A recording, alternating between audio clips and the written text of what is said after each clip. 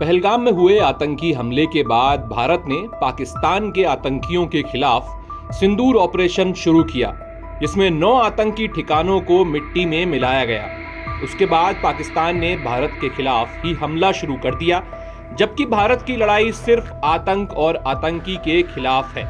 भारत और पाकिस्तान के बीच हुए इस संघर्ष के बीच कई तरह की बातें सामने आई, जिनसे यह साबित होता है कि पाकिस्तानी सेना आतंकियों की सबसे बड़ी मददगार है। इसी बीच एक और बात सामने आई है जिसने सबको चौंका कर रख दिया है।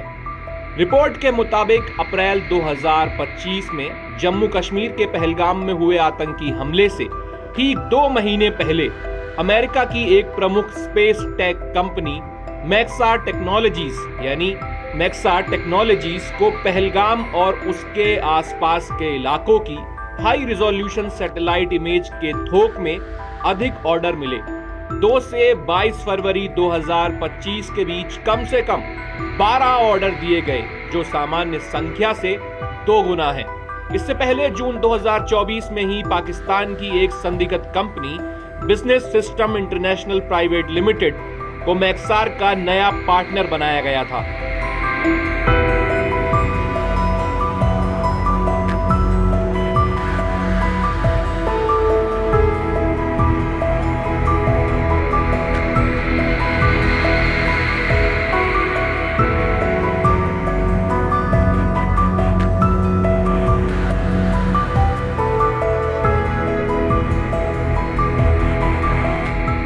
मैक्सार के पोर्टल पर देखे गए आंकड़ों के अनुसार पहलगाम के साथ पुलवामा, अनंतनाग, पुंछ, राजौरी और बारामूला जैसे सैन्य रूप से संवेदनशील इलाकों की भी सैटेलाइट इमेज डाउनलोड की गई है। बीएसआई का सीधा नाम इन ऑर्डर में नहीं है, लेकिन इसके संस्थापक उबैदुल्ला सैयद का अमेरिका में आपराधिक रिकॉर्ड इस संयोग को संदेहास्पद बनाता जरूर है।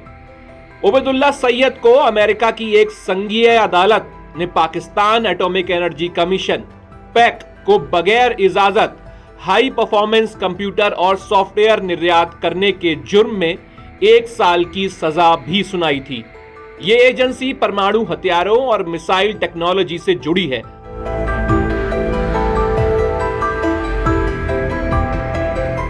रक्षा विशेषज्ञों और इसरो वैज्ञानिकों का मानना है कि इस तरह की गतिविधियां भारत की सुरक्षा के लिए एक गंभीर खतरा पैदा कर रही हैं।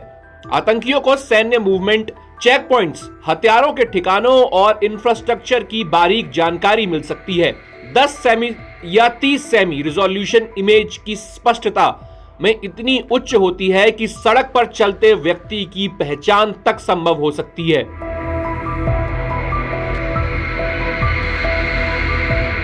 मैक्सार का कहना है कि कोई भी ग्राहक जो भुगतान करता है वो अन्य ग्राहकों द्वारा ऑर्डर की गई इमेज देख सकता है, जब तक कि वह स्ट्रेटेजिक ना हो। लेकिन मैक्सार अपने क्लाइंट्स की पहचान गोपनीय रखता है।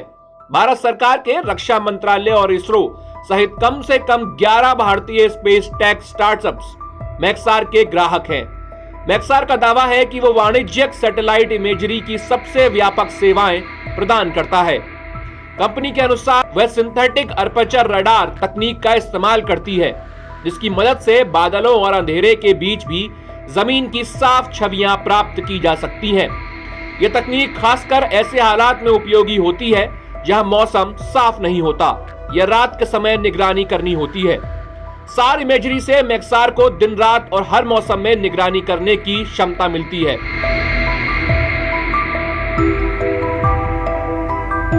भारत फिलहाल हाई रिजोल्यूशन सैटेलाइट इमेज के लिए आंशिक रूप से विदेशी कंपनियों पर निर्भर है। इसरो आने वाले वर्षों में कई निगरानी सैटेलाइट्स लॉन्च करने की योजना भी जरूर बना रहा है, लेकिन तब तक सुरक्षा पर विदेशी कंपनियों की पकड़ बनी रहेगी। भारत की जियोस्पेटियल डेटा गाइडलाइंस और रिमोट सेंसिंग पॉलिसी ऐसे संवेदनशील इलाकों की इमेज को प्रतिबंधित करने की कोशिश जरूर करती है, लेकिन विदेशी कंपनियों पर उनका कोई प्रभाव नहीं पड़ता। यह एक सवाल उठता है कि एक अमेरिकी कंपनी पाकिस्तान को भारत की बॉर्डर इलाकों की तस्वीरें बेच रही है और वहीं बिना बैकग्राउंड वेरिफिकेशन किए।